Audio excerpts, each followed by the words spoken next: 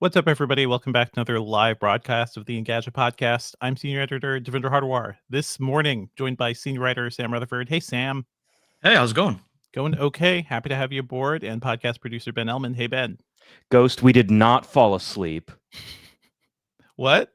We did not fall asleep. Oh, Ghost in the chat. There is a person who's saying, "Oh, they must have fallen asleep because they're not streaming It's too immediately." early. It's too early. I thought people were used to just like a few minutes of chill time for a stream, but I've heard conflicting rules. But anyway, hello everybody who's here joining us on the stream. I saw people here well before our time. Zizi was here at 10:11 a.m. Hello, Yeah. Chooch, Tom Jansen, everybody, Eduardo de everybody Souza. really thank you for being there early because it's just nice to see that people are excited. Everyone's excited to talk Pixel, I suppose. Talk Pixel. Up front, we don't have any hardware. Nobody has the hardware right now, but Sam did get a lot of hands-on time with it at the pre-launch event. So we're going to talk to Sam about his feelings. Yeah, and Sherlyn may have some phones, but she's on her way back from California, so obviously that's why she's not here. For sure. And also, we can't talk about pre-released hardware, so who knows? Who knows? Check out Sam's hands-on video with the Pixel 9 Pro Fold. I hate that name so much. I do too. I've talked about it. I think anytime I talk about it, I mention how stupid I think the name is. Such a Google mistake, but we will dive into all that. How's everybody doing? That thing where you're going over multiple speed bumps, multiple small speed bumps at once. Sure. I don't want to describe that thing so much. That's a good way to market your device. A good way to get the public excited for your get hardware. people to like trip over the name a bunch of times. Yeah. I'm just calling it the Pro Fold because that's easier. Pro Fold. I mean, everybody was expecting a Pixel Fold 2, and that's my main argument is that it's very confusing when you're going this route, Google. Okay, so hello to Dom Larry. Hello to K-pop loving Asian who said it's their first time catching the podcast. Thank you for watching. Hi to Sammy. Hi to Juan. Hi to Amir Tech Live. Hi to E3VL1. Hi to DMD Savage and CUD and Sean Comrie and Jeff Rowe. Man, there's actually a lot of names here. A lot of folks here and new names. Hey, thank you for joining. New countries. I don't remember seeing Holland very often. Yeah, there are so many people saying what time it is in their current area. No, tell us what country you're coming to us from. What time zone? That's all fun. Thank you all for joining us. For the new folks, we are basically going to live stream our recording of the podcast, but the final version of the Engadget Podcast goes to our audio feed. That's going to be cleaner, a little touched up, and more edited. But here you can we'll do some Q&A in between sections. We won't always get to talk to chat while we're recording. Yep, I don't want the audio people to be left out. Yeah, if you're listening, especially. We've got someone from India right now tuning in. Very cool. But let's say you're, too busy with life stuff and also living in India. I don't want them to download the Engadget podcast tomorrow morning and just be like, why am I listening to like people talk directly to chat? Like I wasn't able to be there. It's a thing. We may mention you guys and we may pull in good questions, but yeah, this is the recording will not have that. Let's see here. Yeah, so so John Robinson says that it's he's coming to us from the UK. We got someone from Lynbrook, NY. Deepak Murthy is in Italy and it's almost 5 p.m. there. Quinn Thompson in Canada. CUD it's almost 1 a.m. in there. Oh my God. Australia. Wowee. Brazil, everybody. London. South Africa. Wow, that's really cool. That's cool. I see a question, Daryl Hester. What are we doing if we don't have the device? Hey, this is called hands-on thoughts. Hands-on thoughts. Yes, we have used the device. We just don't physically have them in hand. Yes, it's a very clear title, but I'm sorry if you feel misguided. We will have devices soon, and we'll have more pictures and photos and videos of it soon. There's still a lot to talk about. Even I was going to say, we're going to go into sort of why we don't have devices right now, because there's a reason for that. There's a reason for that. All right, are we good to go? Oh, yes. Hi to Amir Tech Live in Malaysia and Puerto Rico. That's really cool. Hi, Daniel Diaz. All right, so if you've been on the stream before, you know what we're about to do. But for other people like K-pop loving Asian, who is this is their first time watching the stream, what we do is we count down from 3. We do like a sync and then like a little bit of silence. Then we actually get into the podcast. So if you want to put a clap or a snap fingers in the chat after the countdown, you can definitely do that. It's always fun to see everybody put emojis in the chat. Always love it. Is everybody recording? Just double checking. Oh, and yeah. Hello. Let me turn good. on the backup to the backup. Backup to the backup. Okay, got the backup to the backup going. Someone is watching from a Burger King in Canada. Tell us more about that. I love the dedication. I love it. Love the dedication. Listen, I know true podcasters can podcast from airports. You know, you gotta dedication. Certain true podcasters can podcast from airports. Yeah. So counting down from 3, 2, 1. And some silence. I'll let you know when the silence is over.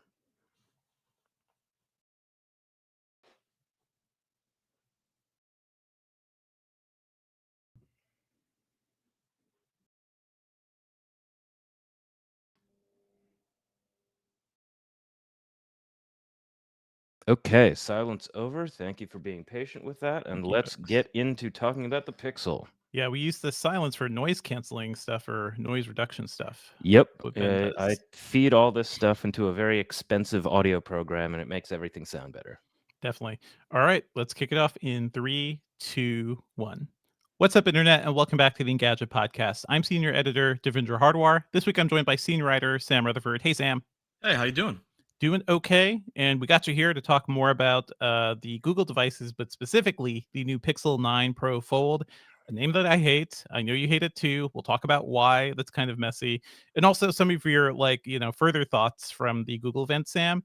Sherlyn and I did do like a post-event chat that went for an hour. There's a live stream. There's an episode on the podcast feed about that too. So if you want to hear broader thoughts about the Pixel 9 event, the Made by Google event, go check it out there. How do you think it went overall, Sam? I think Google is not already really great about protecting its leaks. And they even got to the point where hey, we're just gonna tease the new stuff months ahead of time because hey, if we release it, then it's not a leak, right? It's true. I mean, I think you kind of see that like continual steady evolution, and I think a lot of people may be getting a little tired of this at this point, but obviously the big focus again was on AI. So we got some new AI features, some new AI camera features, and some other stuff. And on one hand, like I can see the fatigue setting in, but on the other hand, it's like, hey, Google is like, the more every time they have one of these events and they add new AI features, they're really kind of filling out that like suite of AI powered software features, tools. And it's like, okay. And it's like after a while, it's like, wow, there's just so many things. And obviously it can be difficult because there's a lot of things for the consumer or new buyers to like sort through. But at the same time, there's a lot of different, versatility there to talk about. It was a pretty big event. We'll talk about like what worked and what didn't. I will say up front, folks, be sure to subscribe to us on iTunes or your podcatcher of choice. Leave us a review on iTunes. Drop us an email at podcast@engadget.com. I want to hear your feedback, and join us Thursdays, typically around 10:45 a.m. Eastern, on our YouTube channel where we do the live stream. Sometimes we'll have devices, but we'll always do Q&A with people. So if you want to chat directly with us, and if you've got questions about the latest news, that's a good thing to join in for. It was kind of a wild event, Sam, but I think one thing that was interesting is that it was actually a live event, right? It was not just a pre-recorded video, like Apple does, like Apple does. Samsung is still doing live events now too, but Samsung doesn't typically do like on-stage demos of new software, and that's something Google tried to do, and it didn't work out all the time. There's good and bad to that, right? Like the first demo we saw, which was something of capturing information, comparing it to your calendar. Basically, somebody took a photo of something, was asking the Gemini, "Am I free for this? Can you add this to my calendar?" It failed 3 times. It took like 60 seconds. What did you think about just that demo? Because it seemed like a big failure of the whole idea of AI assistants. Yeah, I mean, there's the pros and cons. Obviously, anytime it's like the curse of live demos, right? Yeah. That struck Google again. This kind of always happens anytime someone gets bold enough to try to do a live demo. But at the same time, after that initial flub, they did a lot more live demos Mhm. throughout the live stream, and they all ran pretty smooth except for Yeah, yeah. one issue with the reimagine feature, which kind of uses prompts to replace backgrounds or foregrounds and subjects. And then they had one example look kind of wonky, but because they had multiple choices, multiple results for that feature, they were just able to swipe to the next one. And it's like, oh, hey, that looks pretty good. Yeah, And yeah. so I think, once again, you're seeing the fallibility of AI. Just, hey, sometimes it doesn't work, sometimes it times out. I mean, it's also hard to know. It's like, was that a pre-production software thing? Was that just a simple bug? Was it a connection issue? So it's hard to tell. But at the same time, I think once they kind of, got on board with everything, it did show you that, like, hey, a lot of these things are happening on device and they're pretty fast.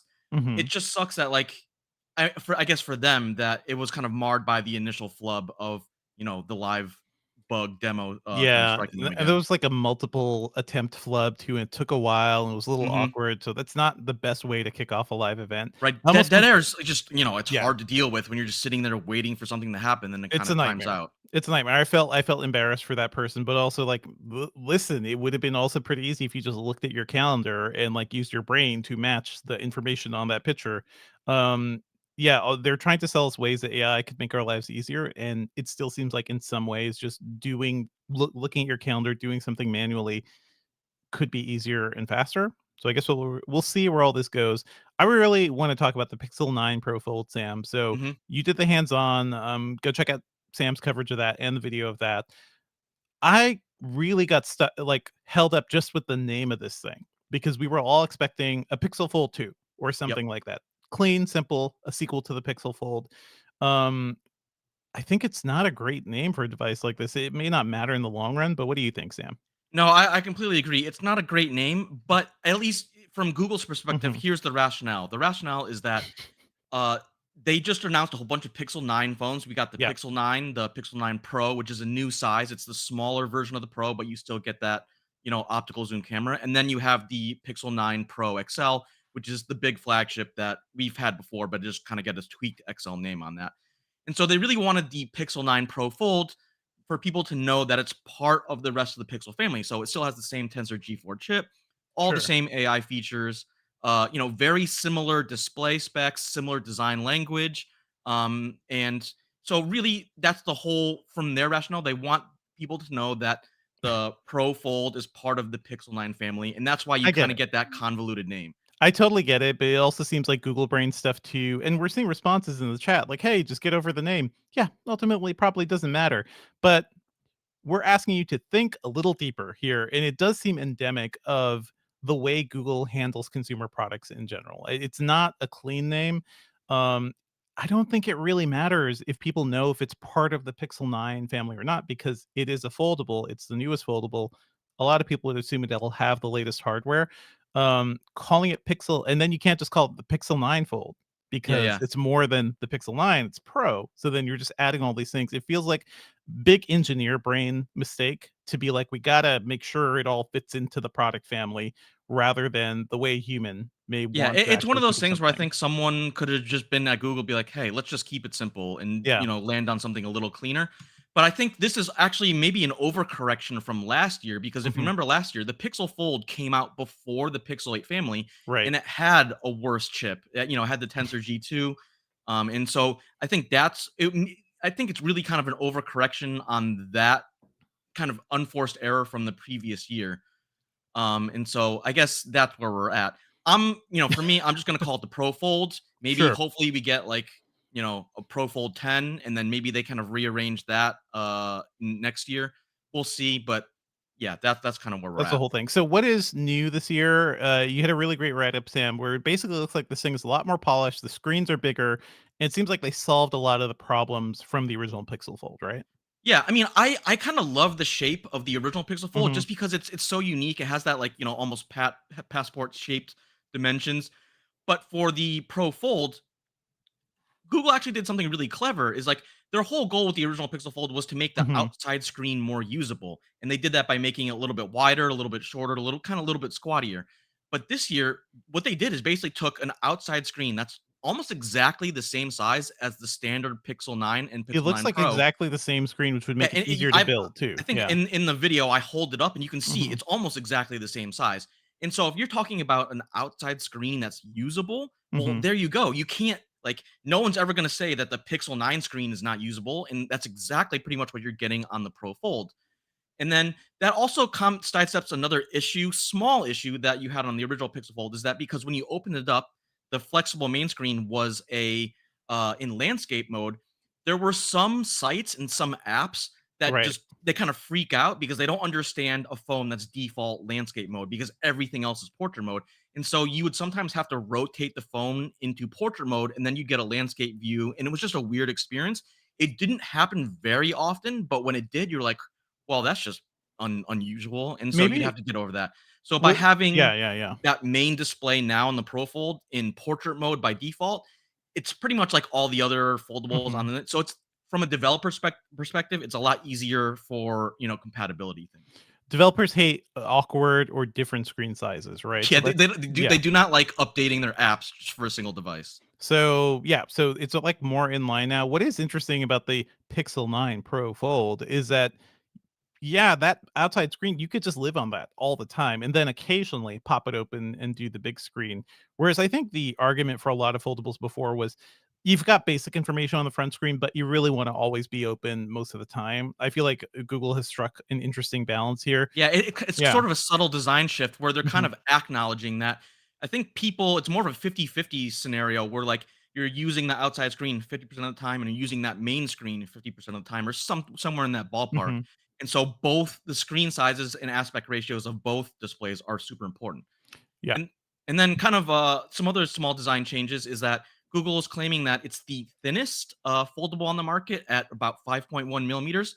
That's not actually true Mhm. because both the Xiaomi Mix Fold 4 and the Honor Magic V3 are slightly thinner, like less than a millimeter thinner. Right, So right. you're really hedging. I think that They claim mean still, US market, right? yeah, in the Yeah. US market, that claim Mhm. still holds true. And then the main display is now also 8 inches from corner to corner, which is up from about 7.6 ish. Mhm. So it's bigger than the Z Fold 6 and bigger than, the OnePlus Open and stuff like that. Although I think there is maybe one Chinese foldable or two that is slightly Mhm. bigger. So once again, they're kind of just talking about US Yeah. availability in terms of like biggest screen, thinnest foldable, and whatnot. An 8-inch internal screen is pretty massive. Like, that's just yeah, you are fully a tablet at that point, I think. How is the screen crease? Because that is the thing that always gets me about a I foldable, mean, especially when I'm watching it's still videos and stuff. there. No Mhm. company has completely gotten rid of it. Mhm. There's some arguments on the laptop side where, Yeah. maybe they have done it.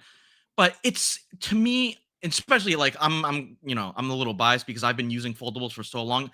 It's like the whole Matrix thing. I do not even see the crease there. It does not exist to me. Um, so I guess that's where it's at. If you Yeah. are the kind of person, it's one of those things where like you have to try it and then you realize, oh, the crease does not actually matter at all.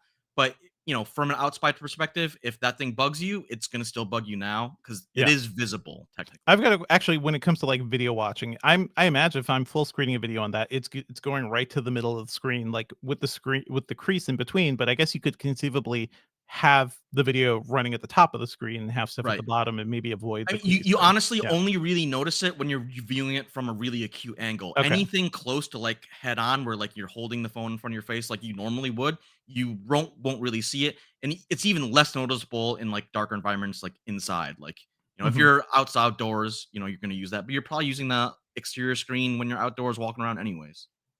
Yeah, I imagine it's more like I think about how I use devices with kids now, right? And having something like that, like juggling a thicker device, like I will if I'm running around with the kids outside, I could never open that phone and use it as a tablet, but I want it to be Right. durable. I want it to feel like a typical phone. How is the design otherwise? Because I feel like the Pixel 9 design this year for Google is a big step up. Like the camera bar is less ugly, it's less prominent.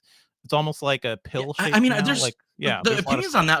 that are so divided because it's like Mhm. some people really love the camera bar and they kind of got rid of that now. Now it's just like a, Sickos. a Absolute pill-shaped sickos. module. And Yeah. I kind of likened it to the and now it really looks like an Among Us character, but Mhm. hey, there's that's whatever.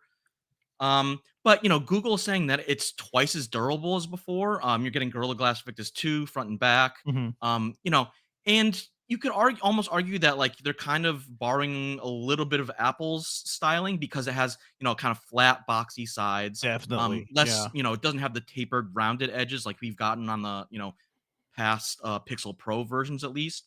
And so I think I personally I kind of like it. But you know, beauty is in the eye of the beholder as always. I think there's some objective things you can point to be like, well, this is a little more polished than before. Even if you love the camera bar, I was calling the Pixel 9 because I ended up writing up that news. It does seem like the sleekest Pixel ever made. Like Google has finally figured out some material issues and some like design elements to make something that looks a lot more modern Mhm. than the old Pixel 6 design, which we've kind of been iterating on for the past several years, just Yeah, with and the I camera think bar I and think everything. this Yeah. is a good evolution of the Pixel 6 design, which they have been kind of iterating on for 3 generations, and Yeah. now we're kind of getting something new. So, I think this is a nice kind of bridge in between those 2 kind of directions. Yeah, and you play with a lot of foldables, Sam. You use a lot of foldables, or don't you main the latest Galaxy Yep, fold? or Mhm. so I just wrote, a kind of 1-year durability port Right. on the Pixel Fold, so if go check out the site for that. Yeah, But how yeah. does this compare? What is it that much better? Does it feel better? Does it look better? Because that screen looks great too. Yeah, and one of those things, like I said, I Mhm. originally I was like I really like the shape of the Pixel Fold, but the new design of the Pro Fold is Mhm. definitely growing on me. The one thing that I'm still trying to figure out, nail down, confirm for sure, is that it doesn't look like they changed the sensors, the camera sensors on Yeah. from the Pixel Fold to the Yeah. Pro Fold. And I just really wish they did that because even though like when I recently reviewed the Z Fold 6, the Pixel Fold is already a better camera, offers better image quality than Samsung's foldable. But I really don't, I don't want Google to do the thing where like they're kind of passing the buck between Mhm. generations on the foldable because it's like, oh, we don't want to update the sensors. We did it last year, and then you're waiting 2 years Yeah. between sensor upgrades. Has Google confirmed that? Because I know you guys reached out to them about the We're actual still, sensor. we're still waiting on review devices and Okay. confirmation on that. So, by the time our review is out, we'll know for sure. It's one of those things. I feel like Google has been really cagey about this release in general, right? These devices aren't shipping with Android 15. That feels like a pretty big thing, right? I guess they're just coming too early for the release of Android 15, and this event is basically 2 months earlier than when they typically do it. We typically get Pixel stuff in October, right? So feels like they want to preempt Right. Apple. But how do you feel about running older Android at this point?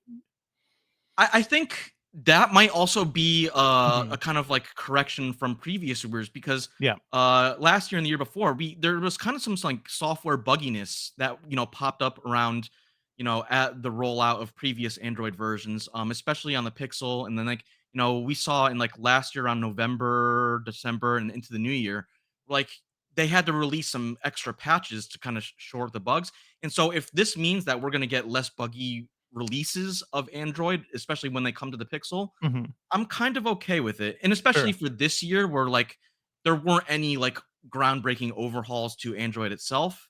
I'm not too upset. I feel like they're also more interested in the upgrades coming through Gemini, and a lot of that will be on Android 14 and Mhm. eventually in Android 15, but you don't need Android 15 to get a lot of the AI stuff they're hyping up. So it's almost like a weird separation between the AI software and the base software, and the base software will matter less and less, I guess, moving forward. Yeah. And I think all the mobile OSs are Mhm. so mature at this point that you're looking for better stability and can you get new feature drops? Google's been really good about doing regular feature drops, and so I think that isn't going to change. And so Mhm. that I think they're kind of striking maybe a better balance. And in some ways, this puts more of the focus on the hardware and the new features on the phones. And so if you're really interested in that, that's great. And then hey, you get kind of like a second present later when Android 15 arrives. Yeah, definitely. We saw the news about AT&T is not going to be carrying the Pixel 9 Pro Fold. Do you feel like that's surprising, or does I think it just kind of makes sense for like a big carrier where many people won't be buying a Yeah, 1799 foldable. Yeah. I think when we're talking about foldables, I think it makes sense because no AT&T doesn't release, sales numbers per device, but I can't imagine they were selling through that many. And when talking about, a company that Mhm. has thousands of retail locations, and suddenly they have to train their salespeople and their technicians on, how to educate the customer about these phones, and they have to get, buy display units to put in a certain number of stores. I think it kind of makes sense that, like, for a foldable, most foldable people, at least me in the past, if I'm going to buy a foldable, I'm going to buy it directly from the manufacturer. And so I think a lot of foldable people are like that. And so it's not really a huge loss. And they, AT&T might actually be saving money by not carrying the fold. Mhm. That one thing is that, like, this also sort of suggests that, overall market share of foldables isn't super hot. And that's a little disappointing. But like you said, that kind of goes back to the pricing issue where, Yeah. the Pro Fold costs the same as the last one, $1,800. It is $100 less than the Z Fold 6. I'm not sure how much that is going to matter ultimately because they're You're both still close really to expensive. 2,000. Yeah. Yeah. But we'll see. I'm actually, a little bit more positive on how, the Pixel 9 Pro Fold stacks up against the Z Fold 6. Mhm. Even though the Z Fold does have a few features like stylus support and Dex mode that aren't Yeah. really available on, Google's version. I've spent a lot of money on smartphones. Like I ended up getting the 15 Pro Max with a decent amount of storage, but I still like close to $2,000 for foldable is like a killer thing. And when Apple does it too, it's not going to be. They're going to look at the competition and may even be more expensive than everybody else. Mhm. We've talked about the Z Flip and how the sort of like portrait style foldables that flip down, like the Razor as well. Those are getting more inexpensive. Yeah. Those are under $1,000 now and seem like approachable like a typical smartphone. Do you think that style of foldable is just catching on better because of the price? I definitely think there's way more runway just simply because, Mhm. like you said, the price.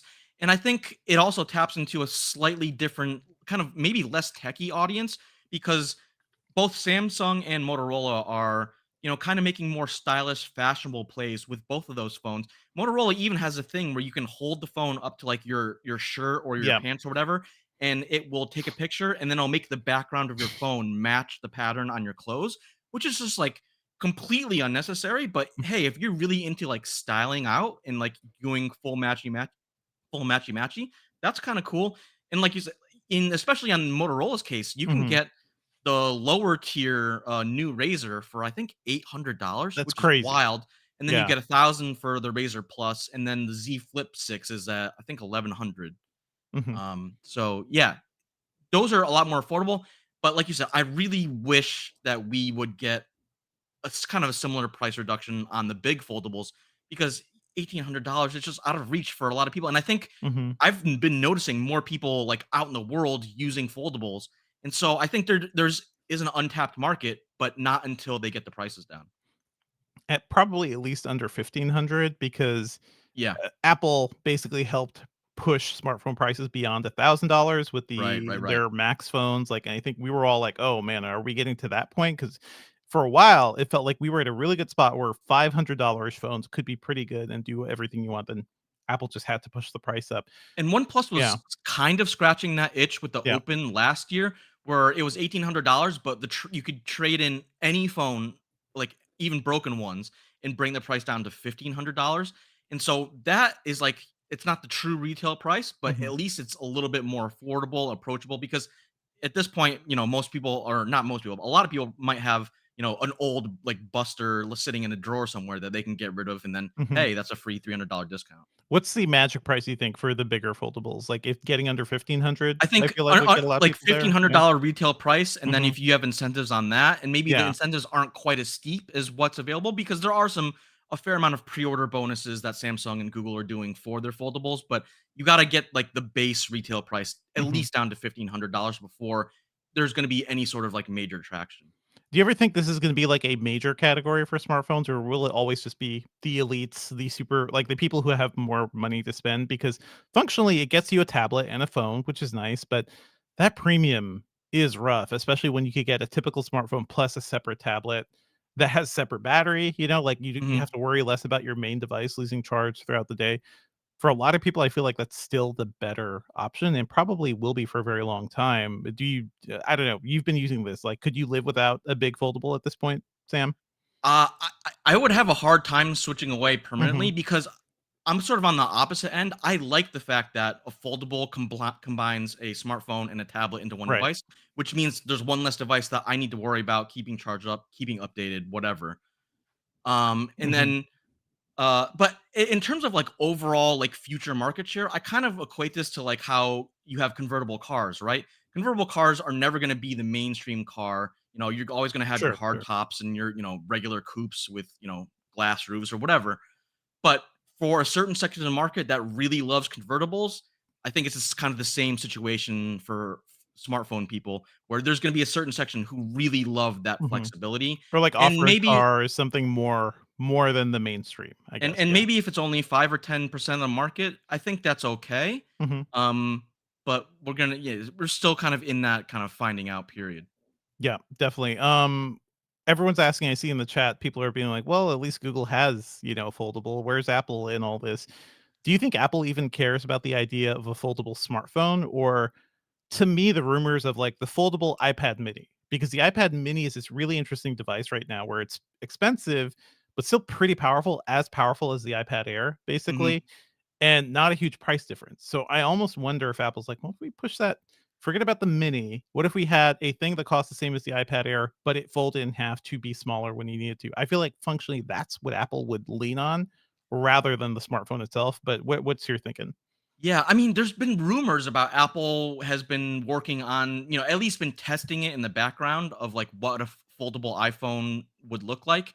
And I think, there's maybe a chance we see that probably not next year, maybe 2026. Hmm. Um, but Apple with most things is really so hesitant that they want to make sure that it's like quote unquote perfect. Nothing's ever perfect, but it has that Apple polish on it before How it do you gets be released to the better? world. It's not perfect, but better than everybody else, which is what I think. Like even the Vision Pro, like for all of its fault, it is a better headset than so many others. Like they have solved a lot of like functional issues.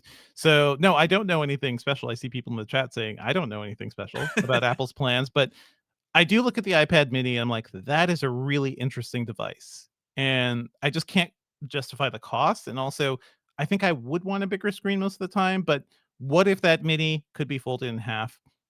What if that mini had GPS, had cellular access too? What if you just didn't call it a phone, but maybe some people would buy it and actually end up using it as a big phone? I don't know. I could see that being a thing Apple would try to pursue, but then it wouldn't be the same price. I'm sure the mini will still stick around, but that thing would be, how do you get the iPad mini to cost $1,500? Turn it into a foldable, I guess. Yeah, yeah. I Hmm. honestly wouldn't be surprised if Apple goes the other way and they come out with a flip style foldable first, and they Hmm. don't even do like a Z Fold competitor. Just because I think it would kind of fit in with Apple's design chops, and Sure, sure. they would be able to kind of flex on was like, hey, we made this really cool pocket Hmm. friendly thing that you can just throw around, and it's super compact and cute. You, And I think yeah, there yeah. Apple hasn't had a cute phone in a while. The SE is like they kind of languished, and so I think going back to remember the colorful iPhone Yeah. 5C, like people love that thing, and so maybe this could be like a modern kind of Mhm. replacement to that. I think the latest Gurman rumors with is the next SE will probably be more like it will have the home button and everything. Like it'll be a little more modern. So Right. maybe that'll be a thing. But yeah, now that you bring it up, Sam, I do think an Apple flip style foldable could be good. But we've also seen the rumors of Apple also wants to be like, let's go impossibly thin, like they did with the latest iPad Pros. Yep. If you combine the impossibly thin, that could also fold. Like I feel like that would be the mind blowing part for a Yeah, lot of people if that you could make do it, both. and Yeah. and we've seen that flip style foldables are Mhm. getting really thin, like 4.2, Yeah. 4.3 millimeters, and so hey, maybe there's some truth into a combination of those rumors, but who knows? Yeah. Cool. Well, anything else you wanna mention about the Galaxy the Galaxy is not the Galaxy, the Pixel 9 Pro Fold. Anything else you wanna Um, mention about this or Google's event, Sam? Yeah, I think the kind of the last kind of follow-up is that like you said before, Mhm. Google moved its, annual fall launch up to August. But if we look at the actual rollouts of the various devices, we can see that it almost is like they weren't fully committed to that Right, because right. to kind of explain that why we don't have devices in hand yet is that the Pixel 9 family, Pixel 9, Pixel 9 Pro, Pixel 9 Pro XL, those are officially on sale on August 22nd, so coming up pretty soon. Mhm. However, the Pixel 9 Pro Fold isn't going to be available till September 4th. Then the Pixel Watch 3, which is now available in 2 sizes, finally, thank goodness, is coming out September 10th. And then September 10th is right around when Apple normally has their big, annual iPhone event. And then all the way in September 26th, we get the Pixel Buds Pro 2. And so this like staggered launch thing is like, if you're going to have the event this early, you should have all the events ready to go right All after the the yeah. event.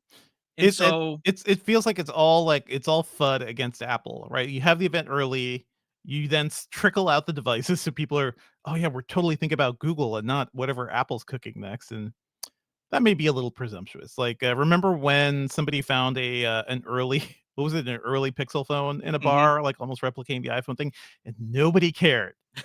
yeah. I think that was the like testament to like how excited people are for Pixel hardware in general. So that's just funny. Anything else you want to mention about the other devices? Like we got the Pixel Watch 3, any of the AI features? I think one really positive thing for the Pixel Watch 3 is that Google is moving more features out of the Fitbit subscription Mhm. that you need to get, like, daily readiness scores and fitness metrics and some of the coaching and like personal, they're really leaning into the running and training aspect, especially kind of like, planning your routes and stuff like that. And so this is something that like Sherlyn Mhm. has definitely been on that bandwagon Yeah, about like yeah. you need to provide all the features that Apple and Samsung offer without the Fitbit subscription. And then if you want to have like, really specialized coaching or stuff like that, that's what the Fitbit subscription is for. But all the base like health metrics and like, the new loss of pulse feature, which is like, can is a really good emergency service, you got to have that baseline. And then if you want to have a subscription, you have to make that subscription really compelling, Mhm. but without kind of cannibalizing the, standard feature set of the device. But like I said, really happy to see the Pixel Watch 3 get a new 45 millimeter version. I think I've been in, Yeah, yeah. especially if you want, larger people, men primarily, I think, to get on board with that design, you just kind of need to offer a bigger version. Mhm. And then quickly on the Pixel Buds Pro 2, I was so happy to see them decrease the size. They're, I think, about 20% smaller and lighter than the previous Pixel Buds Pro. Versus, if you go back and look at what Samsung did to the Galaxy Buds 3 line, they just kind of got rid of like the small compactness and went Right. for more of a, AirPods design with the big stem. And so I'm really happy to see at least Google kind of double down on the like, hey, we want it to be super light, super comfortable, and not very obtrusive. So at least we have one of the big earbud manufacturers kind of sticking to that mantra. So I'm very happy to see that. Mhm. I will say this about the Pixel Watch 3, it looks really cool. Like, it looks very sleek. This does seem like the year where Google's, like, out there pumping sleek, modern-looking hardware. I kinda sorta wish, like, I had an option of a smartwatch like that for iPhone. Um, I'll probably like, I have a Apple Watch Series 4, so I'll probably upgrade to whatever they do this year, but the round design can look good. It can look good, and I don't mind sacrificing a bit of screen space for that stuff. So anyway, we will be looking at all these devices soon. Keep an eye out for more coverage on our reviews over the next few weeks. Let's move on to some other news. And you know what? Something similarly related to Google, by the way, is Eric Schmidt, former Google CEO, had a talk at Stanford where he said a lot of things I don't think people really wanted to publicize, or at least he didn't want to publicize. Uh, uh, there was a chat at Stanford. The video of that has been pulled down right now, but all the news reports about it is out there. He essentially blamed remote work and work-life balance as one reason Google's lagging behind on AI compared to other companies. So okay. You're like, yeah, people aren't grinding enough to him. Also the really gross thing where he was basically like, AI startups can totally just steal IP. Doesn't matter. When you're successful, you can hire lawyers to just clean up that mess. Really just saying the quiet part out loud, I think that a lot of people assume about AI. You have any thoughts on this, Sam? Um, I don't I'm not gonna give him credit for this Sure. because to blame you like your lunch getting eaten by Chat GPT on work from home, it's Yeah. like, come on now. Like That was a we deliberate choice. Google held it back because they felt it wasn't productized from all the right. reporting we've seen. And Yeah. then we had that whole situation where Bard came out, and Mhm. then I was like, "Oh, wait, Bard's not quite there yet." And then they kind of pulled back on that, and then Gemini showed up a little bit after. And it's like, you cannot blame this on work from home. This was, if anything, this was people at the top Yeah. not prioritizing or not having the correct vision on seeing where AI technology was going, which just feels really weird for Google because of, how much time they've invested into the Google Assistant. And they've been crowing about AI for longer than pretty much any company out there. And to blame that on the workers and work from home just seems kind of tone deaf to me. Just absolutely. I've never liked Eric Schmidt as a businessman. Like he was sort of like just the adult in the room for Google for the longest time. When post Larry Page and Sergey Brin, but still, this is how a lot of the business people think, right? Like they will be the sharks about this. IP, who cares? Legal issues, we will deal with that when we have billions of dollars. So just funny to see somebody say it out loud. And then immediately his response was he asked Stanford to take down the video, and he's saying he misspoke. He's saying, yeah, he did not actually mean the things he's saying. Just hilarious stuff. Don't trust the businessmen. Don't trust the rich folks. Similarly, related to this too, there are reports that because of the whole Google monopoly ruling, U.S. judge ruled that Google is officially a search monopoly. There are reports that the U.S. government could force Google to break up, and we don't know what that means yet, but it could mean, hey, maybe Chrome becomes a separate company. Maybe Android becomes a separate company. This has been done before. The whole AT&T breakup from Ma Bell to several different subsidiaries, And which this is is this funny. is Yeah. similar to what Microsoft was facing as Yeah. well, and it didn't ultimately happen. But even the threat of breaking up the company, Hmm. if you go and read past, or go look at documentaries on Bill Gates, Yeah. they said that when that ruling came down, and they weren't forced to break up, but they had to have regulators come in and read all their emails. It really, took a lot of the wind out of Microsoft sales at that Hmm. point in the company's development, and so it's right. To be clear, the GOJ they're just mulling this. They have Yeah. not even proposed this. They have not, put in any legal filings. It's just something they're considering. But Yeah. the core issue to me is that the issue that for Google, the big thing is search, right? They kind of Hmm. have a monopoly on search. But the thing is that it's not because they're hurting competition. People just don't want to use Bing, and there are other competitors like DuckDuckGo and whatnot. Hmm. But it's like, you know, it's hard to say that like Google's Android business or Google's hardware business is thriving because of search. Like, and so that seems like a very interesting, like, kind of Yeah. dilemma. And Every Android device does make money for Google because they all have Google search by default, right? Like that's Google. right. They're all vessels for Google ads at this And I point. believe Yeah. there was a story that recently came out. And it's like, what could Microsoft do for Apple to make them put Bing as the default search thing? Apple was just like, nope, no Would amount of not use money it. would like Yeah. cause us to do this. And so I Yeah. think that statement right there, it's like it's not Google's fault. And then and just breaking up the company is like, say you break out the Android Hmm. business and then you break out the hardware business. I know that like Apple doesn't have their own, search alternative, but it seems really weird to me that Hmm. especially in the US where Apple has a lead in market share on iOS and smartphones in general, Hmm. that you're going to have to force Google to break up when Apple has a lot of the similar issues, just maybe not related to search Well, specifically. not like monopoly dominance is the thing. Like that's where really where it comes down to. We're definitely gonna be talking to like legal experts about this particular story, especially as like we hear more. The thing about like what the U.S. government is saying is that Google search, yes, it is. It may be technically the best search. It may be the one people go to, but by paying competitors to make Google the default, it also just kills it basically like kills a tadpole or kills like a competitor before they can even break out and be really useful because Mhm. there's just no chance of anybody really getting market share. So it's sort of like market share manipulation almost. I think Right. that's what they're really railing against. And the thing about Microsoft is that, way back in the 90s, the Microsoft antitrust stuff was about Internet Explorer, being a part of Windows and Yep. people being forced to choose Internet Explorer. Internet Explorer was not like dominating the browser market back then. It was still like mostly Netscape for a while. It was just that Internet Explorer was like rising very quickly. And the thing about Google is like you can look and see like oh no, like Google owns search. Nobody else wants to use anything but Google search. Bing search is still a joke, even with ChatGPT. Like there are alternatives. You could pay for a slightly better search engine, but Google is just such a dominating force that nobody can really compete. I guess the question is like, what will you do to help?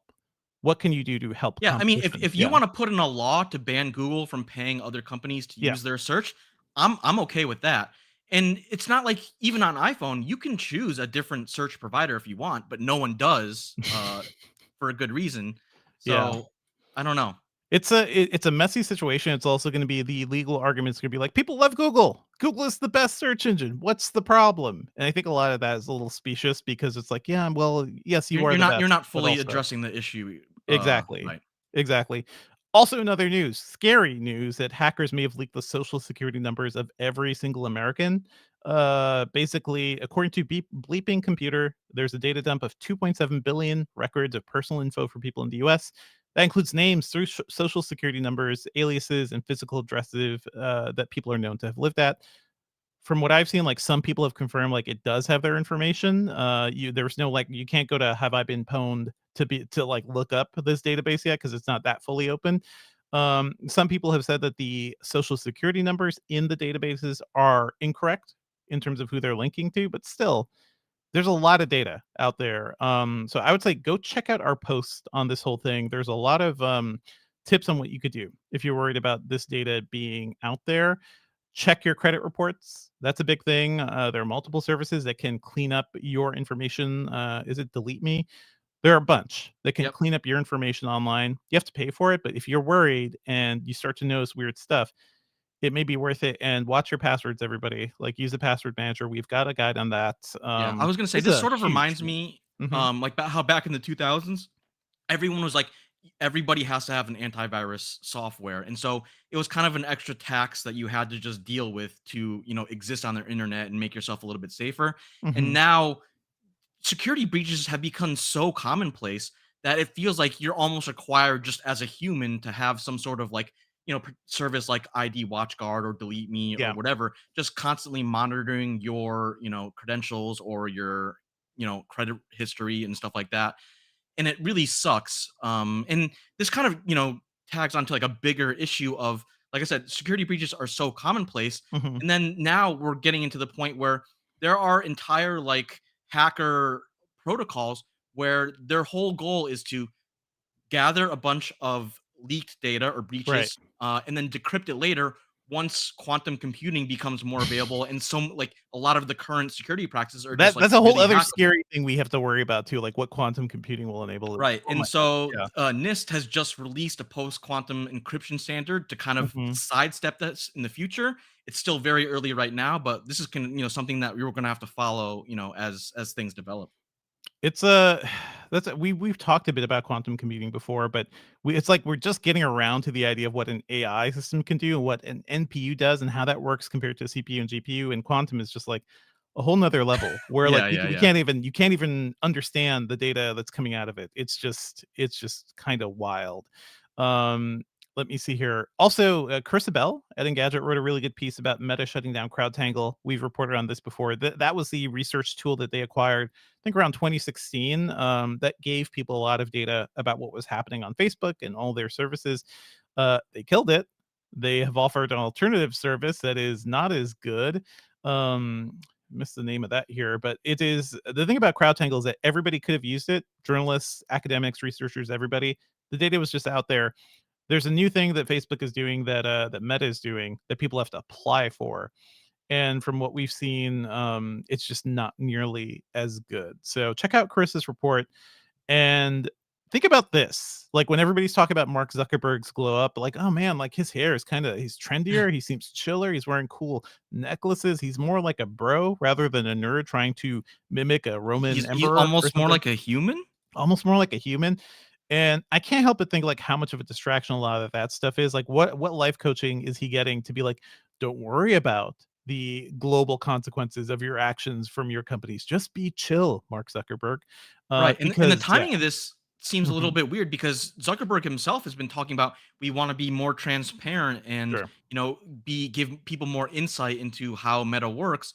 But then you go and shut this down. Granted, there is a replacement, but like you said, it's not quite as good. So it's like you could have Mhm. just kept that thing going. There's a lot of criticism that they're also doing this before, like months before an election, when we really need a good service to help people figure out like where is the spam data, where is the bad stuff, where are the bad operators, what's trending on your social network.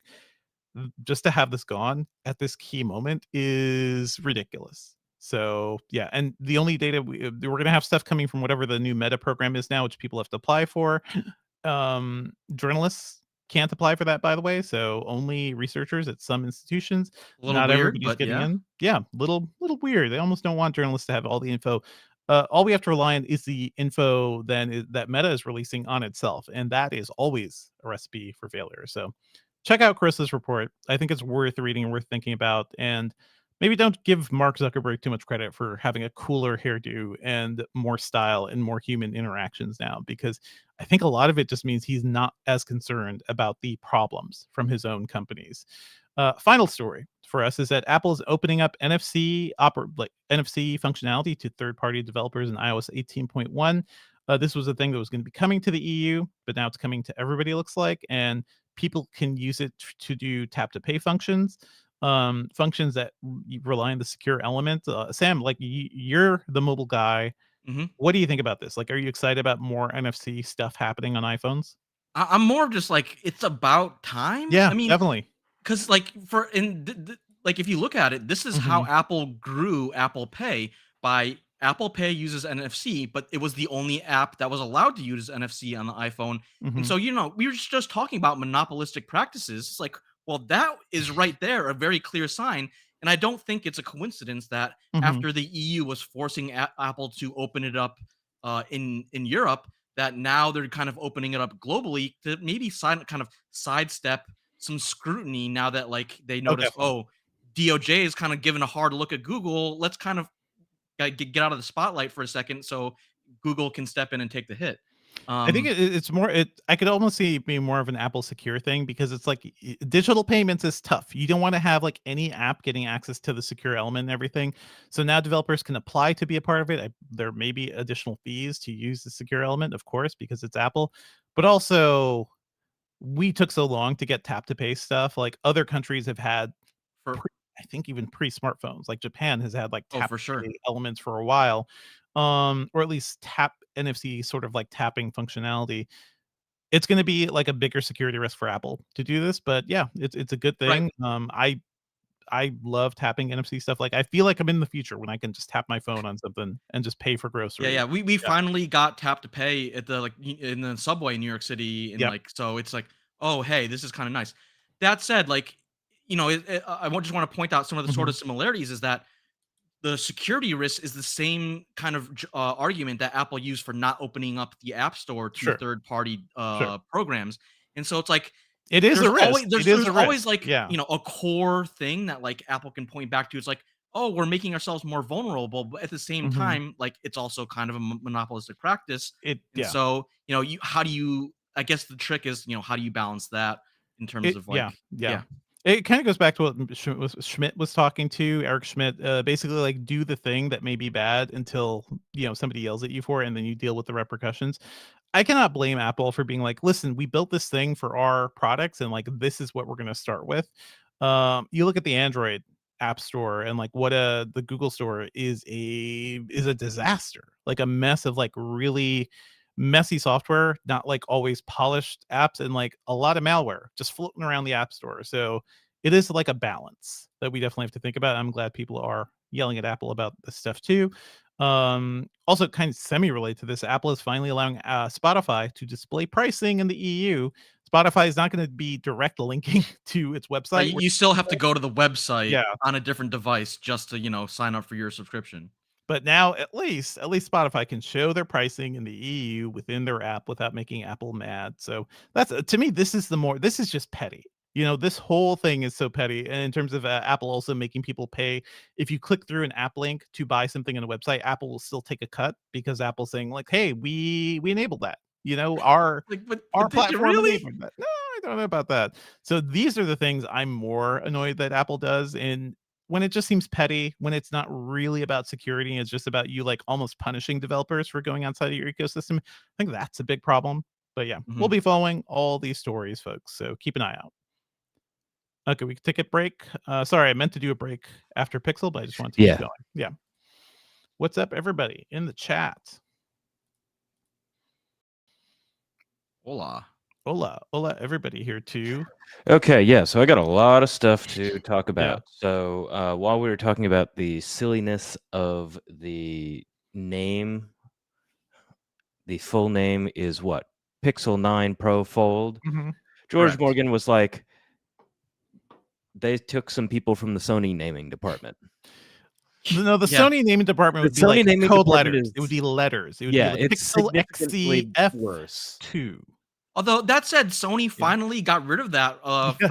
a lot of their own entertainment stuff after years of us begging. It's like, Sony, we do not understand XV13439B. It's like, you got to do better than that. And there were reports that their own executives would have trouble with the like when your people can't get it straight. That is a problem. I would love a camera on the Google campus just seeing people trying to say Pixel 9 Pro Fold, or at least a camera in that Say it meeting 5 where they're times discussing. fast. Yeah. And I mean, that's only applying to certain Sony things because just yesterday I recommended a pair of Sony MDR 7506 headphones. It's the old ones, man. Yeah, the old products are not getting their names changed, but Yeah. that's like a 40-year-old headphone at this point. It's a very old headphone, Ancient. but you still see it on the heads of most people working on film And you can sets. still get replacement parts for it. So that's great. Most Speaking of people headphones, working at like NPR or like other radio stations, it's just like a very solid pair of headphones, and I imagine they still sell so many every year that there's no reason to. The price has not even really fallen that much. It's still like that's the crazy thing. It's like it sits between like $75 and $100. Yeah. Anyway, CUD said that they really should have dropped the name Pro at least. There were actually a number of people who mentioned this, including dude named Charlie, who's like, I hate the name Pro. Nothing pro about phones other than just being phones.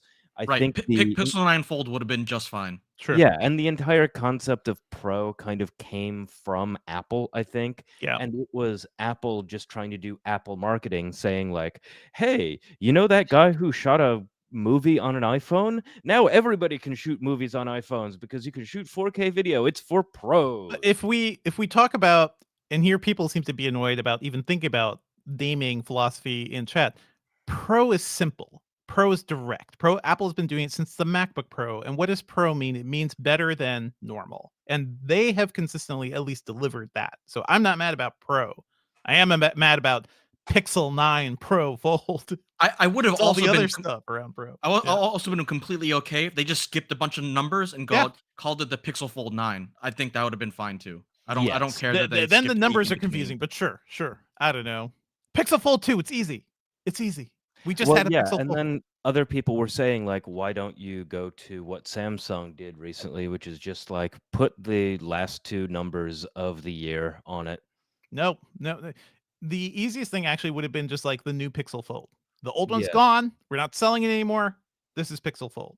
So maybe it's too early to do that. Okay, but that's I will point out that for the secondhand market because they might not be selling the old. Apple Pixel does that all the Fold, time. but iPad Gen 1, Gen 2. Then in the secondhand market, you put like parentheses your name. Yeah, whatever. Gen 1, Gen 2. Yeah. I get it. I will say that Samsung did also kind of contrive that naming scheme because they skipped a bunch of numbers in the teens to get to the 20. So that happened a few years ago. So it's not obviously not a big deal, but you gotta break some of your naming conventions if you want everything to line up nicely. I think these companies are all insane. They're all insane. How about that? And Google's just like the most annoying of them. So throughout the entire like Pixel chat, we had Dom Larry in the chat talking about just like being a hater, just being an Apple hater, which is totally fine. You are allowed to be a hater. There are many reasons to hate Apple. Engadget, Totally fine. Yeah. You are definitely allowed to be a hater in the Engadget Podcast live stream chat as long Just as don't you be are rude to not people. bothering anyone else. Yes. And if you're not being mean, you can be a hater as much as you want. I would say this: Tom, be a Larry, just hater, go but be off. useful. That's my thing online. Like, what can you contribute with your hater philosophy to what Apple is doing here? The idea that Apple doesn't have a foldable, I don't know. It's sure they're behind. I don't think they really care. Just like they didn't have a VR headset for 10 years, you know? Hmm. They'll get to it when they get to it. Yeah. Yeah, and I mean, they were probably slowly working on the headset for a while, but That's what we've heard. Yeah. yeah, and Hmm. the entire idea of, like, spinning up a headset or spinning up a foldable phone on top of just doing the kind of, like, hardware engineering research, you Hmm. have to spend so much money actually manufacturing the stuff. You have to spend Hmm. so much money doing promotion and advertising. Why not just like quietly watch and wait and like see where the good things come out and see where the bad things come Be out? thoughtful. Be Yeah, thoughtful be is thoughtful a about it. good And approach. I Hmm. mean, I was saying to Dom, Larry, like, no one is going to argue with you that iPhones are for normies. Hmm. They are for people who don't really want to think too much about their phone. And if you do a lot of innovation in the Apple ecosystem, that is forcing a large swath of people who don't want to think about their phone to think about their phone. And Hmm. people are going to be mad about that. People are gonna be mad, and also it's normies want stable devices, and you cannot argue that Android is any more stable than iOS. Like, it's those sorts of things. Like, it's the instability. Not everybody wants to do full customization, although Apple's covering, copying over a lot of that now. For me, it's sort of like an aesthetic thing. If you want to talk about like Apple monopoly, Sam, it is the way where you buy one Apple device and it kind of encourages you to buy another one. Then you're kind of like locked in because they work too well together, and that Right. is the point where it's like, okay, well, this is now a problem. I mean, So yeah, I know it's sort of changing with the addition of RCS, but iMessage was like the number one example of that, where sure. it's like you can use this on all your Apple devices, but if you want to try to port it over to anything else, well, we're gonna come after you hard, Hmm. aka this is what happened to Beeper. Yeah, Yep. but the way they implemented it was not Oh, great. for sure, People were that so that had plugged lots of issues together. as well, but it's just like they were only doing that because that was the only way to make it work, and it's like Yeah. Apple could just open it up, I think, like, but no. especially now that everybody's coming into Apple for like antitrust stuff, it's like, okay, go the opposite route. Do some Tai Chi action here. Apple's like, okay, you want me to be open? Okay, I'm open. Here's iMessage on Android. Here's Apple Watch functionality on Android, and watches they like take over a lot of the wearable market there too. There's no So we reason not to do do it other than exclusivity, you know? Yeah. We do Yeah. have some questions from a couple of Yes. people. So Bluecoat7 asks, is the screen of the Pixels stylus safe? It does not support Mm. stylus input, so no. Go Samsung. There, Yeah. there's no reason to use a stylus with the Pixel Fold because it doesn't support it.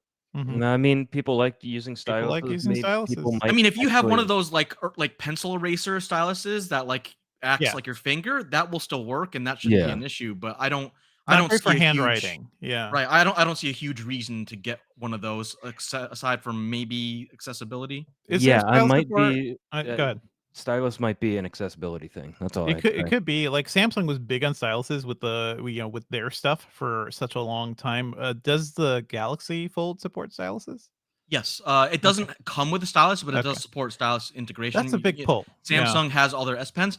That said, Mhm. I'm kind of unsure the like future of like stylus support on Sure. phones because I feel like maybe the push for that in terms of like consumer demand maybe petering out because I think touch generally just works so well for most things and the stylus has become a really sort of niche bonus which is like for people who love it they really love it but I'm not sure like the overall population is enough to like continue development because you still get stylus support on like the S24 Ultra and you get a built-in stylus, but they haven't added a ton of new features to the S Pen itself. It's true. So I'm kind of curious to see how that continues in the Isn't long term. the Note line is essentially dead? too, right? Yeah, So I mean, they converted the S24 Ultra into the Note line and kind of mhm. got rid of Was the the Note Note name. line the one that had the stylus That slot was the in it? stylus. It was Yeah, so yeah. big you needed a stylus. Yeah. Okay. But the S24U has a built-in Mhm. stylus.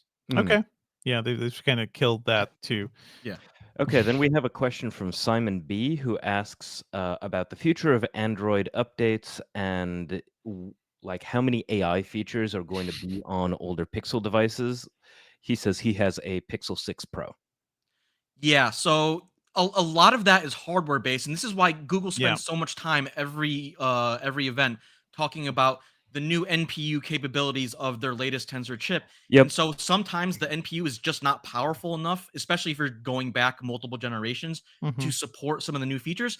That said, Google has been doing I would say a decent job of porting back features when they can. Even stuff like some of the Magic Editor features, they just added that to Google Photos, so you can just Mhm. do that. And so, features like Call Screener and the Pixel Recorder and Live Transcribe are available on more devices than they were when they first launched. It's just Google, and anytime we ask Google, it's like, Mhm. "Hey, is this feature going to get ported back to older devices?" They're always like, "We got to wait and see. We got to check with the hardware team. We got to check with the engineering teams to see Mm, what older devices can actually support and make sure that it's like you still get a good sure. experience doing it." And so I That's think, it's not great that they don't know up front. It's not great that there's no clear answers because there's a whole sense of AI that everybody's just flying by the seat of their pants, right? There's like, I don't know where this is going. We're gonna implement AI here, and we hope it's good, and we hope it doesn't introduce errors. And you look at the where we this isn't in the news thing, but there's the new X, AI thing, which basically has no safeguards. So mhm. yeah, XAI. So it's unfortunately it's a case by case basis, and Hmm. then the older the phone you are, the NPUs on some of the the original Tensor and even before that are just so limited that Yeah. like they don't necessarily apply in the same way. And Google also talks about, hey, these large language models are getting bigger and bigger and bigger every day, and so you have to be able to Hmm. really support those in order to have better natural language I Which conversations. means wish you need a beefy phone. Do you need a beefy phone? But also, a lot of this stuff is happening in the cloud too. So I wish Google was more clear about, okay, this is definitely a cloud feature, will come down to everybody or not, or like what part of it is local, what part of it is not. Yeah, Yeah. it'd be easier if you could suss that out just like right away. Yeah. That said, it seems like they are pushing for more and more on device, which is why they're kind of leveraging the tensor chips to that nature. And we Hmm. even this year, the Pixel Buds Pro 2 even has a tensor based chip for the earbuds, and so I Mm. liked seeing more on device support for AI stuff just because it means you don't have to send your data somewhere else, and it's just generally faster than pinging the cloud for Yeah. a lot of Stuff is things. happening instantly. That's great. Yeah, and Okay. We so, should, a lot of yeah. features like the Pixel Screenshots app, which is new for this year, and Hmm. Pixel Studio are on device, and so I believe Pixel Studio is on device, Yeah. and so that's That nice to makes see. sense. Where you still have stuff like Video Boost has to go to the cloud, and so there are some differences. All right. We should finish up the episode. We have Yeah. a few more Yeah, let questions me at the run end. Okay. through another couple of Hmm. questions. So Buddy 305 Love said that when Sam said one of the Pixel phones had kind of a passport feeling, it Hmm. triggered my love for the BlackBerry Passport. BlackBerry Passport. Yeah, I, yeah. Uh, does and then anybody we have were love for that thing? Wow. there is one Pushback. person and they're in the current chat. And then we were also talking about how expensive the Pro 9 Fold is, and I was surprised by $17.99 how expensive that was. But then Buddy 305 Love mentioned again that the original Samsung Fold price was $1,980. Yep. And people bought it. Those Yeah. poor suckers. The Galaxy Yeah. Fold was 2,000, then they brought it down to Actually, Chris 1,800. Velasco bought it, right? I Yeah. forget. I forget who he Um, actually bought. and then it's been at $1,800 for several generations, and then this year they moved it up 100 because everything got moved up 100, That's a similar whole to ass what happened to the laptop new in your Google pocket. Pixels. Yeah, That's a all really the good laptop too. yeah. It's a MacBook Pro. Yeah, That's that's like a MacBook Pro in your pocket. yeah. That gets me to the other thing that dude named Charlie said, which is 500 USD phones are perfect for 99% of the population. Yes, agreed. I mean, You we've been saying that. The Yep. Pixel AA was, I think is currently one of our best mid range phones. So I totally agree. When I was covering mobile more, and that was like maybe a decade ago, but we were like hitting like $300 smartphones that were really good, really capable. Like the Moto Inflation, G baby. stuff, yeah, inflation. But like the Moto G is still around, and that the early iterations of that were really good. Even the Moto X like was something trying to be cheaper, but nobody remembers that anymore. We're all about $1,000 plus phones now and foldables and things expensive for no reason sometimes. All right, let's go on with the rest of the Yep, episode, let's and then get we can after chat it. with chat. All right, folks, we're just going to finish up right here. Let's move on to what we're working on. On my end, I'm still like in the process of testing a few new Copilot PCs and things with AI chips. So there are a bunch of movie reviews up, and I reviewed Borderlands. I reviewed the movie I'm going to be Ugh, talking about soon, and also Industry Season 3. So check out all that coverage on the site. Sam, what are you working on? Borderlands still makes me sad. So Anyways, bad. obviously, a lot of Google stuff coming up shortly. We're also starting to prep for IFA, which is the big European consumer tech show. And then recently, I just published a review for the Asus ROG Ally X, which is their kind of big refresh to their handheld gaming PC.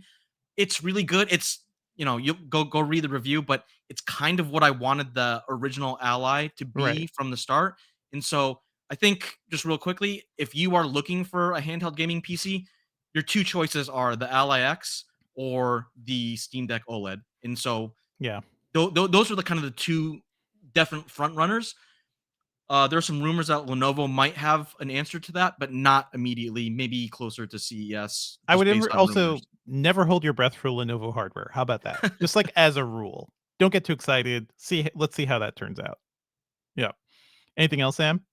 No, I mean, Mhm. I should probably say that I'm gonna be out starting for a few months. Just Mhm. because I have a new addition to the family coming Yay, soon, so congrats. I'm planning to be on paternity leave for a few months. Obviously depends when the baby actually arrives, but we'll see Yeah, how many. yeah. Congrats, Sam. Thank Two you. babies, two kids Yeah, is this like is our second one.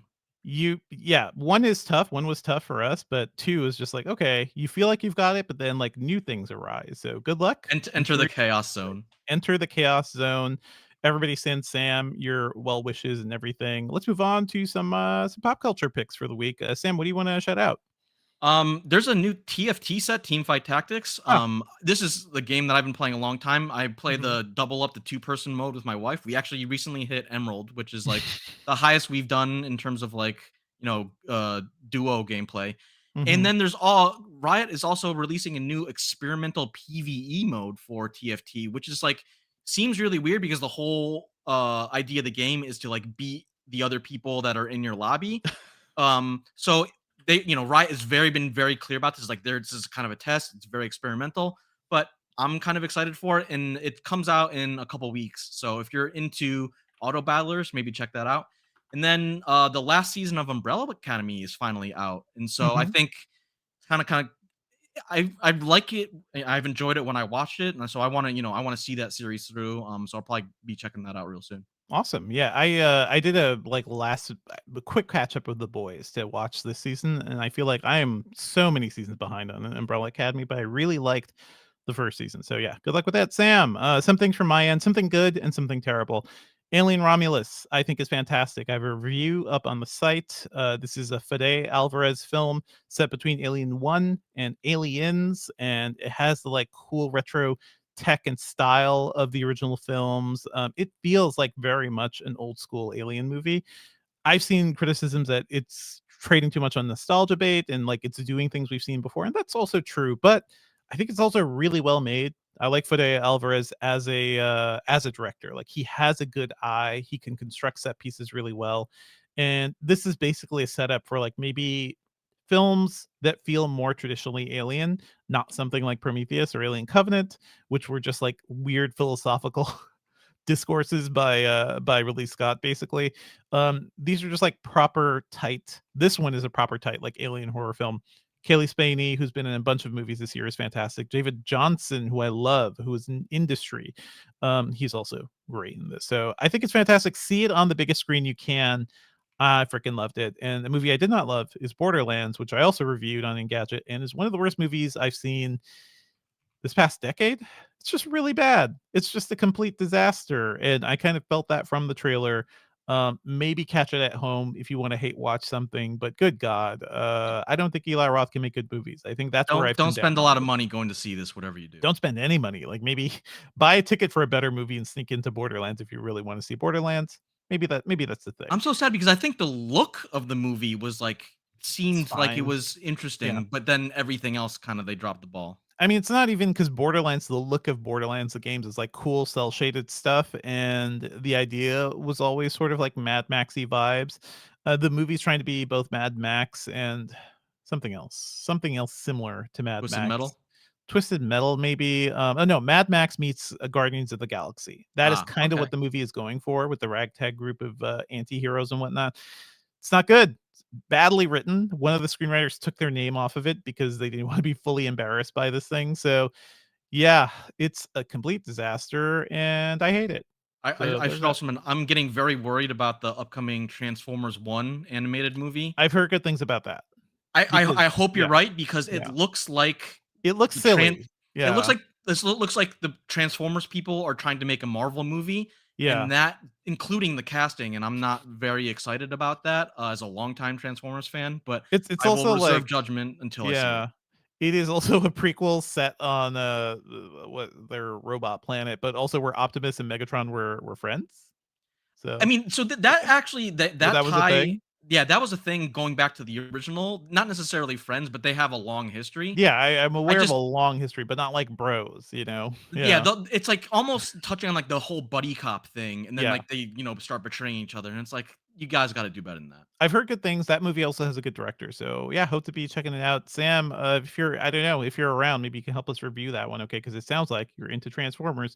Anyway, that's what we've been watching. That's the episode for this week, folks. As always, our theme music is by game composer Dale North. Our outro music is by our former managing editor, Terrence O'Brien. The podcast is produced by Ben Elman. You can find me online at Devindra on Twitter, Blue Sky, Mastodon, all the fun places. Where can we find you, Sam? You can find me at Sam Rutherford on X, and then as always on Engadget.com. Awesome. Email us at podcast@engadget.com. Leave us a review on iTunes and subscribe on anything that gets podcasts. And be sure to check out the other episodes we dropped this week. We had the post Google event chat with me and Sherlyn, and I also talked with some AMD executives about their thoughts on AI PCs. So don't miss that. Thanks, folks. We're out.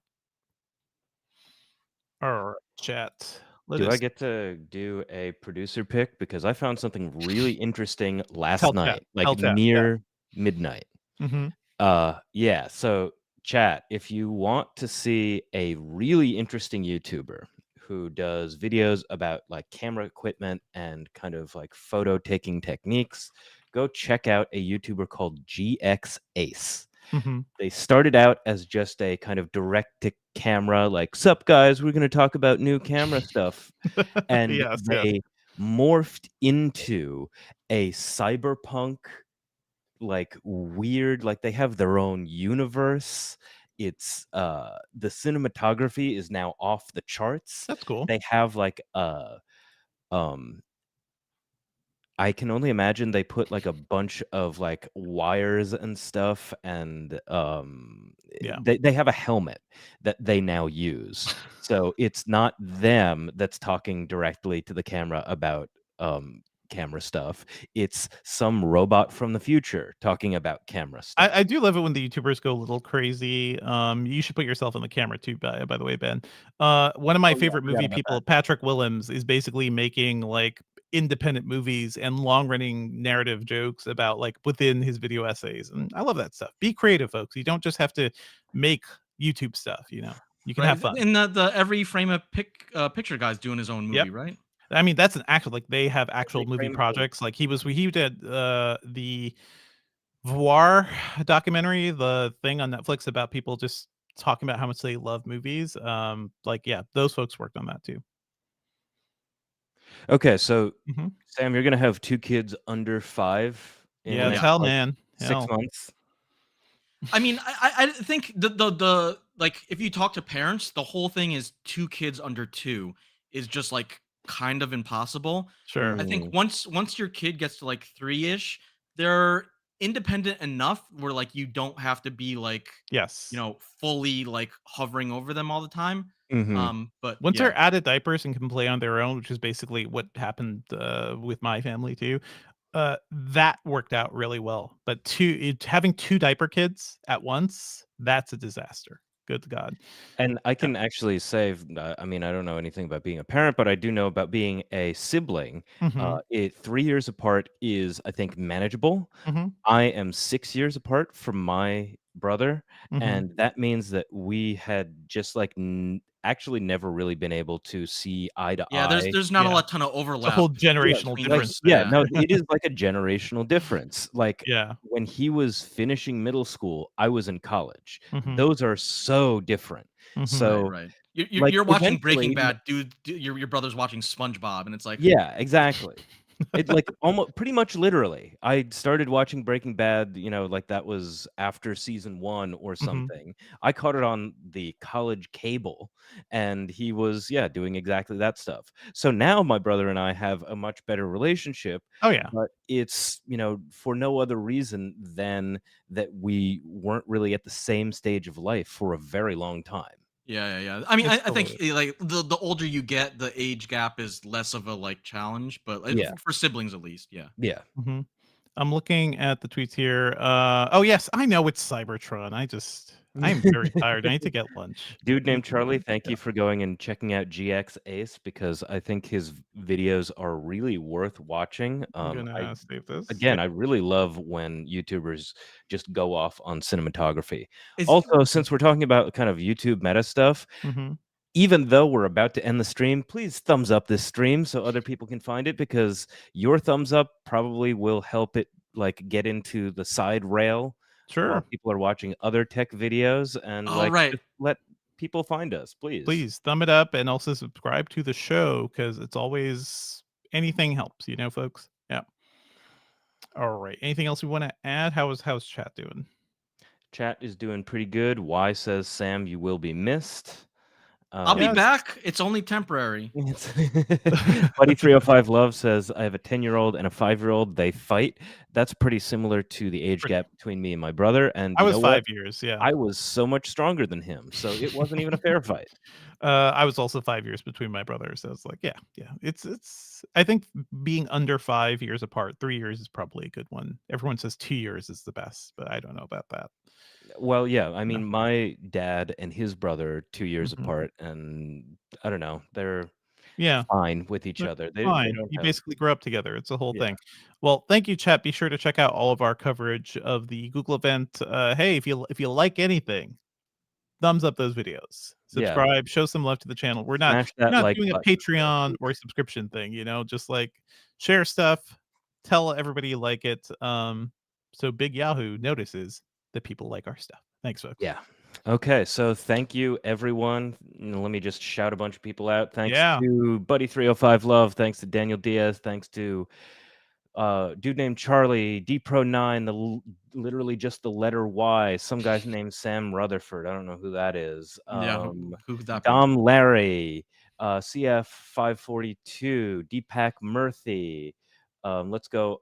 And then there's like Jared the Geek or something. Mm, Go make me some sandwich. thank you Fabio all. Galante.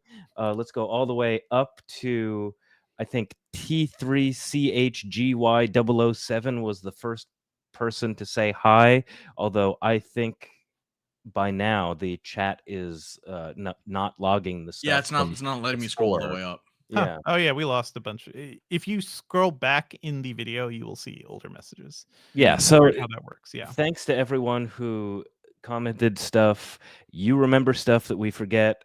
Chat always makes us smarter and makes the podcast better. Video is done by Devindra on OBS. I'm doing camera switching kind of lazily, but still, thank you, and we'll see you next week. Thanks, folks. See you Bye, next week. y'all. Bye.